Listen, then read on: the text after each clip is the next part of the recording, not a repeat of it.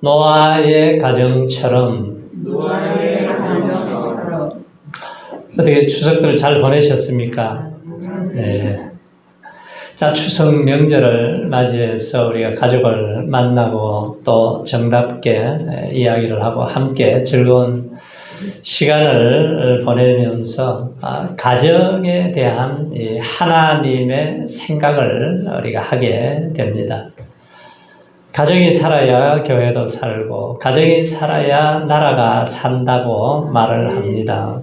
그래서 오늘날 근데 가정들이 위기를 만날 때가 많이 있어요. 자, 믿음의 가정이지만 믿음의 가정이라 해도 예외는 아니에요. 기독교의 가정도 우리가 물질 문명에 물들어 있고 또 개인적인 이기주의로 인해서 해체되는 가정들을 우리가 종종 볼 수가 있습니다. 자, 아름답게 건강한 가정들도 참 많이 있지요. 그런데 들려오는 아픈 소식들도 많이 있어요. 시골에 사시는 어떤 어르신께서 이제 논밭을 전부 다 정리를 해서 서울에 사는 아들 집에 가서 생활을 같이 하게 되었습니다. 근데 서울에 가서 이렇게 생활을 해보니까 느낀 게 있는데 전통적인 이 가정의 질서가 깨어져 버렸구나 하는 것을 느꼈고 또 하나는 자, 윤리적으로 굉장히 타락을 했구나 하는 것을 깨달았습니다. 그래서 아들 가정에서 지내면서 중요한 사람이 누구인가를 깨닫게 되었어요. 그래서 그 집에 보니까 제일 큰 어른이 손주가 제일 큰 어른이고 둘째가 며느리가 제일 큰 어른이고 셋째가 그 집 아들이고 넷째가 애완동물 살살이가 네 번째고 식모가 다섯 번째고 자신이 여섯 번째라고 생각이 들어서 굉장히 마음이 섭섭했어요. 그래서 내가 여기서는 못 살겠다 생각이 들어서 짐을 싸질머지고 다시 시골로 가셨답니다. 자, 오늘 이 본문에 우리가 주목해야 할 가정이 있는데 바로 노아의 가정인데 노아의 가정은 특별한 복을 받은 가정이에요. 자, 노아 시대는 어떤 시대입니까? 죄악이 가증한 시대, 하나님의 마음을 아프게 하고 아주 하나님을 탄식하게 만든 그러한 시대예요. 자, 사람의 마음의 악함, 세상의 죄악은 하나님을 슬프게 만들었습니다. 하나님이 이 천지 만물을 창조할 때 어떻게 했어요? 예? 사람이 이렇게 태어나면, 라은이가 태어나면 하나님 보시고 야, 심히 좋았더라. 좋았더라. 7번이나 좋았더라고 말씀하셨는데 죄가 세상에 들어오고부터는 사람을 보시면 하나님이 탄식을 하시고 슬퍼하시기 시작하셨다는 거예요. 그러니까 이 노아 시대는 죄악이 간영한 시대, 죄홍수의 시대에 살아가게 되면서 암흑과 같은 그러한 시대가 되었습니다.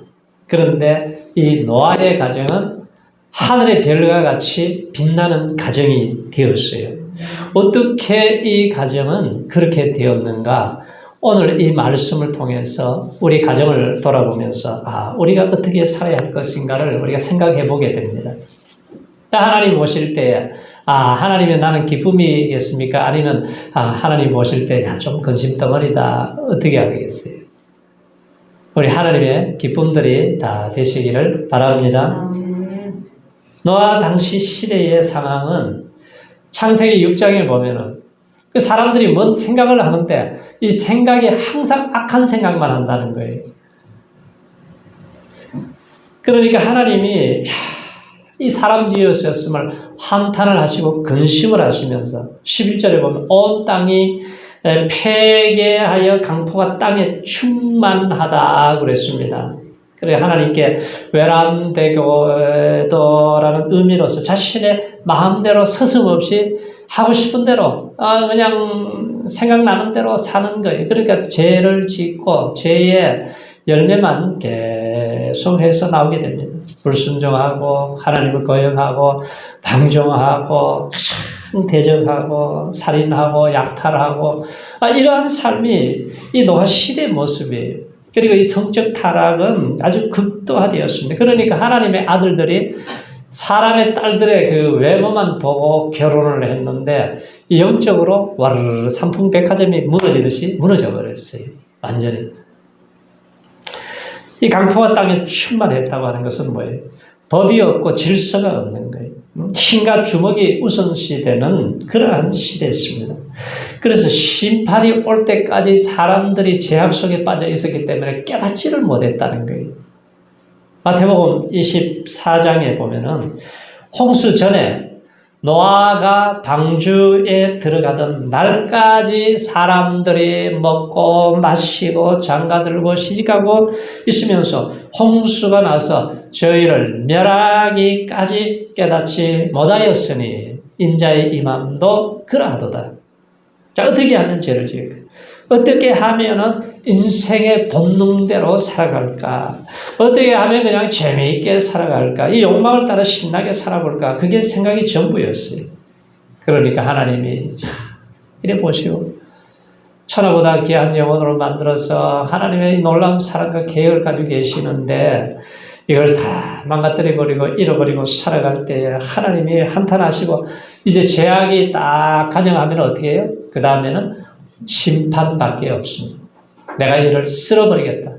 홍수로 내가 심판을 해버리겠다는 거예요. 그래서 하나님은 계획만 하시는 것이 아니라 그대로 실행하시는 하나님이세요. 그런데 놀라운 것은 소돔과 고모라를 멸망시킬 때 하나님께서 기도하는 믿음의 사람 아브라함을 찾아가세요. 찾아가셔서 야, 내가 너에게 숨기겠느냐? 이 비밀을 알려주십니다. 그러니까 우리가 말씀을 듣고 이 시대를 보고 이 멸망이 가까운 때를 알게 해주시는 것이 이것이 하나님의 사랑이고 하나님의 은혜라는 거예요. 세상에 취해가지고 계속 분주하고 바쁘게 살아가면서 멸망의 길을 가면서도 망할 때까지 깨닫지 못하는 것이 이게 하나님의 은혜가 떠난 사람들이라는 거죠.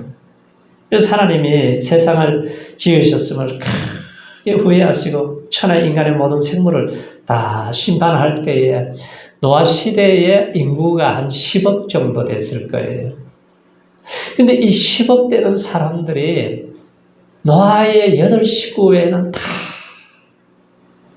물바다에서 호흡이 끊어지는 비참한 멸망을 가져오게 되는 걸 생각해 보세요. 그거 생각하면은 야, 내가 오늘 예수를 믿고 교회에 나와서 구원받은 하나님의 자녀로 살아간다는 것은 이게 얼마나 놀라운 은혜를 입고 사는 축복인가를 알고 살아야 됩니다. 그래서 대한민국에 사니까 이렇게 우리가 은혜를 받고 살아가는 것이지 중동이나 아프리카나 이런 데서 살았다면 얼마나 북한에서 우리가 태어났다고 한번 생각하면 얼마나 이 고통스럽겠어요. 죽은 물고기는 몸에 소금이 배지잖아요. 살아있는 물고기는 소금이 배지를 않습니다. 생명이 없는 썩은 나무는 물에 던져놓으면 떠내려가 버려요. 그런데 조그만 송사리도 생명이 있기 때문에 막 치고 올라가잖아요. 그 생명이라는 것은 신비한 거예요. 자, 오늘 사회를 보면 노아 시대를 연상케 하잖아요.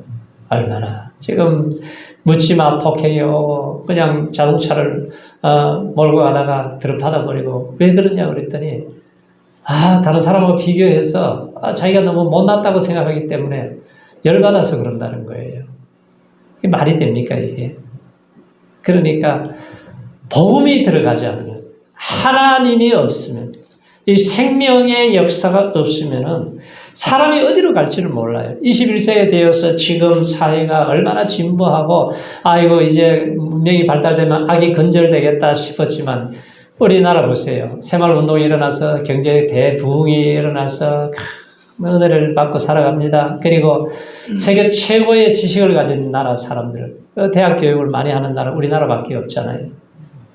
그런데 그러면 악이 근절되었느냐? 아니에요. 갈수록 더 악해져요. 악이 없어져야 되는데 그렇지 않고 공부를 많이 하면 할수록 요즘은 지능 범죄만 연구하는 경찰에서 연구만 하는 팀들이 있다고 그래요. 그러니 고등 사기꾼이 점점 늘어납니다. 요즘 보이스 피싱도 보면은 뭐 검찰도 걸려서 넘어지고 말이죠. 경찰도 넘어가고 교수도 그냥 뭐 넘어가고 그러지 않습니까? 자, 경제의 발전으로 지식으로 되는 것이 아니고 하나님의 은혜로만 된다는 거예요.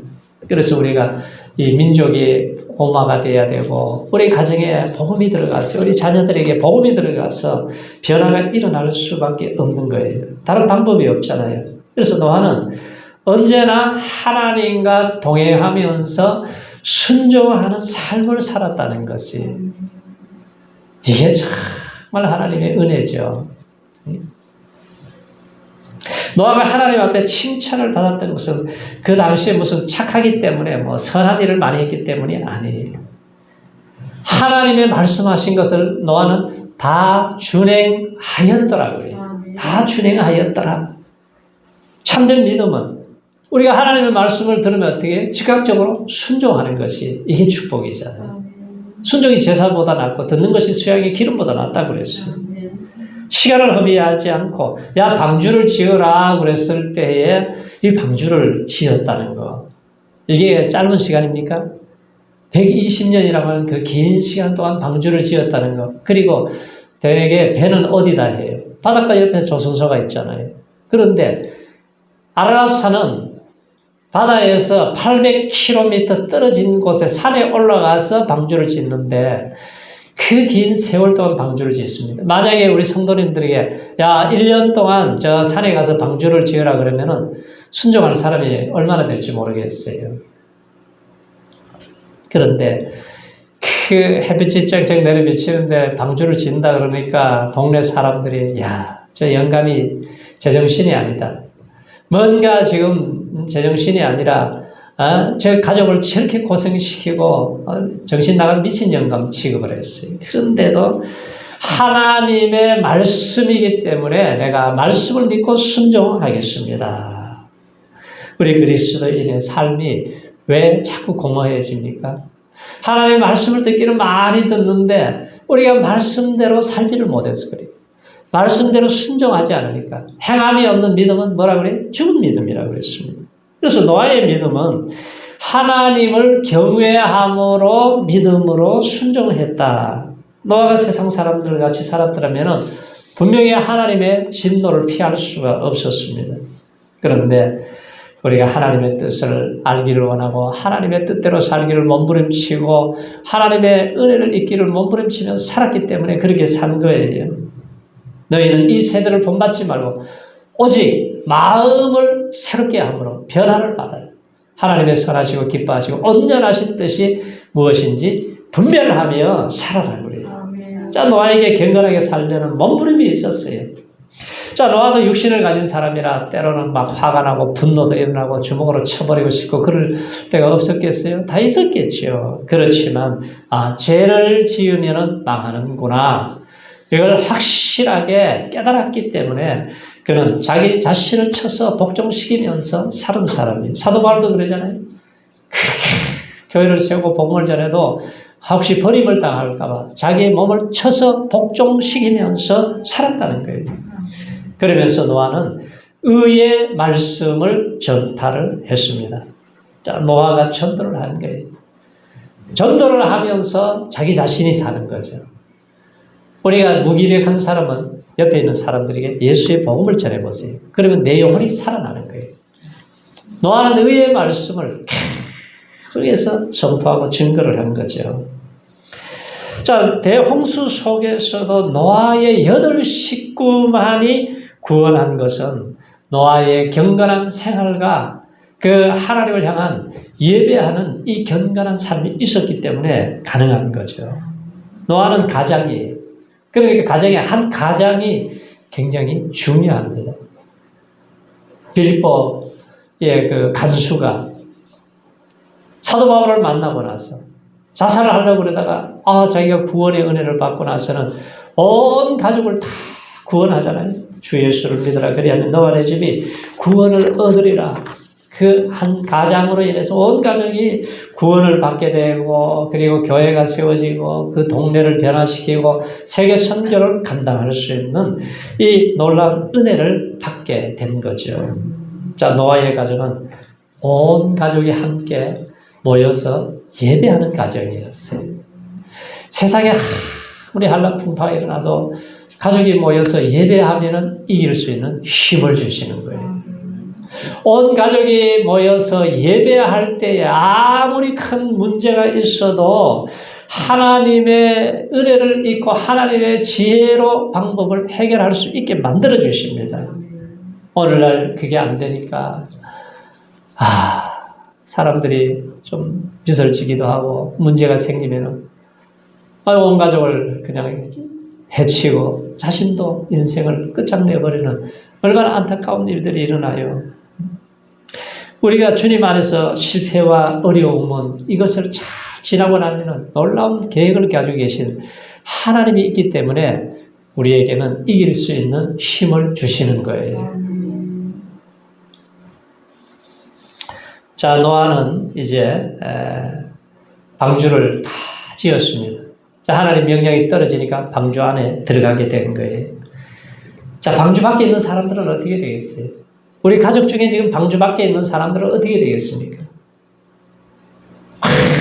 폭풍과 휘몰아치고 홍수가 쏟아지면서 허우적거리며 살려달라 그러다가 죽는 모습을 보세요. 그 심판에서 피할 수 있는 사람이 있나요? 예수 안에 있지 않으면, 노아의 방주 안에 있지 않으면 피할 길이 없다는 거예요. 홍수 심판에 빠져 나온 노아의 가정은 제일 먼저 한 것이 뭐냐 하면은 하나님 앞에 예배를 드린 거예요. 왜? 이것은 평상시 일평생 동안 살면서 예배드리는 습관이 됐기 때문에 하는 거죠. 홍수가 끝났을 때에 얼마나 궁금한 것이 많았겠어요. 우리 친구들은 살아있는지, 우리 가족들은 어떤지, 이웃은 어떤지, 정말 살아난 사람이 있는지 관심이 많을 텐데 첫 번째로 한 것이 하나님 앞에 나와서 예배를 드리는 거예요. 예배를 드릴 때에 우리 하나님께서 복을 주셨더라. 그리고 우리의 삶의 모든 우선순위는 예배에 있다는 거예요. 우리의 삶의 뿌리가 예배예요. 아무리 껍데기를 화려하게 다 해도 이 뿌리가 죽어버리면 어떻게 돼요? 예배가 죽어버리면 그 인생은 마지막에는 완전히 실패하는 거죠. 감사 예배를 드린 노아의 가정에 우리 하나님이 은혜를 베풀어 주셨어요. 자, 오늘 21절을 같이 읽어보세요. 21절에 자, 시작. 21절 시작.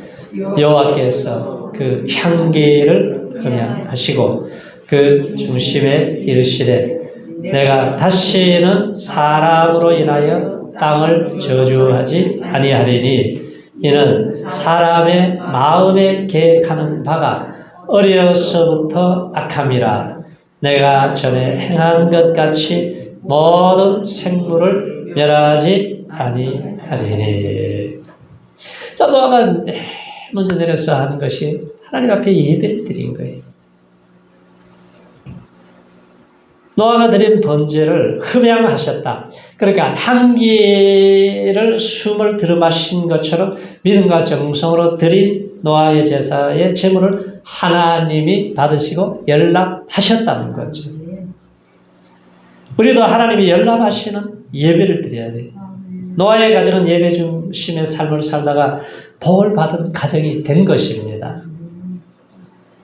자, 하나님이 예배를 받으시면은 용서하시고 회복시켜 주시고 복을 주시는 하나님이시지요. 자, 노아 시대 많은 사람들이 살았지만 한 10억 명이 이렇게 사는데 그 중에서도 노아의 가정이 하나님의 은혜를 입었다 그래요. 그래서 노아는 의인이요 당대의 완전한 자라고 말씀을 하세요. 자, 사람이 태어나면서 다 죄 가운데 태어났어요. 그런데 어떻게 의인이 될 수 있습니까? 인간이 노력을 해서 선을 행해서 의인이 될 수 있나요? 없어요. 그런데 노아를 보고 하나님이 의인이다 이렇게 말씀하시는 것은 하나님이 노아에게 은혜를 입혀주셨기 때문에 가능한 거죠. 자, 오늘날도 마찬가지. 우리를 또 하나님의 자녀로서 삶을 살 수 있게 된 것은 내 개인의 능력이 있어서 내가 뭘 좀 좋은 일을 해서 선한 일을 해서 내가 뭔가 내 지혜로 뭔가를 해서 그런 거 아니에요. 하나님이 나에게 은혜를 주셔서 내가 예수를 믿음으로 구원받게 하셔서 이 은혜를 잊고 살아가게 하신 거죠. 자, 오늘 본문의 노아가 그러했듯이 우리가 선한 삶을 살 수 있는 것이 구원받은 하나님의 은혜를 받았기 때문에 가능하다는 거예요. 성령의 도우심이 있었기 때문에 가능하다는 거예요. 자, 성경 마지막 절에 뭐라 그랬냐면은 주 예수의 은혜가 모든 자에게 있을지어다 그랬습니다. 예수님을 통한 하나님의 은혜가 임해야 살 수 있기 때문에 최종적으로 이 말씀을 기록한 거예요. 자, 우리가 은혜를 잊고 살아가는 것 절대로 잊어버리면 안 됩니다. 노아의 가정을 자세히 보세요. 노아가 그 긴 시간 동안 방주를 가족들과 함께 지을 수 있었던 것은 하나님이 붙잡아 주시고 은혜를 주셨기 때문에 가능하다는 거죠. 그렇게 사람들이 조롱하고 빈정거리면 자식들이 그냥 삐뚤어 나가가지고 뛰쳐나가 버릴 수도 있잖아요. 그런데 하나님의 은혜를 입으니까 자녀들이 다 순종해서 120년 동안 같이 꼼짝하지 않고 그대로 이것을 완성할 수가 있었어요. 10억이 넘는 사람들이 다 멸망받았지만 노아의 가정만이 살아난 것은 하나님의 은혜죠. 자, 방주에 들어가게 하신 분도 하나님의 은혜예요. 방주 안에서 짐승이 똥을 싸고 냄새가 나고 얼마나 답답했겠어요, 1년 동안. 그런데 그곳에서 예배를 드리니까 그것이 천국이 되는 거죠. 그 안에서 예배를 드릴 수 있는 것도 하나님의 은혜고 하나님의 말씀을 준행할 수 있었던 것도 하나님의 은혜예요. 하나님의 은혜. 방주에 나오자마자 감사 제사를 드리고 예배를 드렸던 것도 하나님의 은혜입니다. 그래서 우리 성도님들이 이렇게 예배를 드리지만 한 달 1년만 예배 안 드려보세요. 하나님 은혜가 없다면 마른 막대기보다도 못한 사람이 되어버려요. 온 땅의 모든 것을 삼켜버린 홍수를 넘어서는 은혜. 온 땅에 홍수로 뒤덮은 노아 시대를 우리가 상상해 보세요. 폭풍과 몰아치고 해일이 터져가지고 밑에서 솟아나오고 위에서 그냥 바켓으로 도라구통으로 물을 쏟아붓는 같이 쏟아부어 주는데 사람이 거기서 허우적거리다가 죽어가는 모습을 생각해 보세요. 이 홍수를 넘치게 하는 것보다 더 큰 은혜가 이들에게 임했다는 거죠. 오늘날에도 우리는 죄악의 홍수 속에 살아가요. 내 자신을 조금만 방심하면은 우리는 죄악의 덫에 걸려가지고 허우적거리고 넘어지고 쓰러질 수밖에 없어요. 물질 만능주의 시대의 전쟁과 질병과 불안, 실업, 불신앙으로 가득 찬 근심 걱정이 가득 찬 죄악의 홍수 시대에 우리가 살아가는 거죠. 그런 가운데서 내가 예수를 믿고 구원받아서 이 추석 다음 날 좀 쉬어야 될 텐데 예배 드릴 수 있는 것이 하나님의 은혜라는 거예요. 자, 우리가 하나님의 은혜의 방주 안에 거한다면 어떤 홍수가 덮칠지라도 더 넘치는 하나님의 은혜를 부어주실 줄로 믿습니다. 하나님의 은혜라는 방주가 우리를 안전하게 보호해 주시는 거예요. 우리를 보호해 주시지 않으면 우리는 살아날 수가 없어요. 견딜 수가 없어요. 그래서 이 죄악의 홍수 속에 사는 우리 모든 성도님들에게 하나님의 은혜가 넘치시기를 축원합니다. 세상을 사랑하는 것보다 하나님을 더 사랑하시기 바랍니다. 날이 갈수록 하나님을 더 경외하시기 바랍니다. 하나님의 은혜 속에 우리가 점점 익어가고 우리의 신앙이 성장해 가야 돼요. 오늘날 7, 80억이 되는 사람들 중에서 하나님이 나를 구원의 방주 안에 살게 하시고 구원의 은총을 잊게 하시고 이렇게 살아서 예배하면서 믿음으로 살 수 있는 이 은혜를 주신 것을 감사하며 찬양하며 승리하시기를 축원합니다. 할렐루야.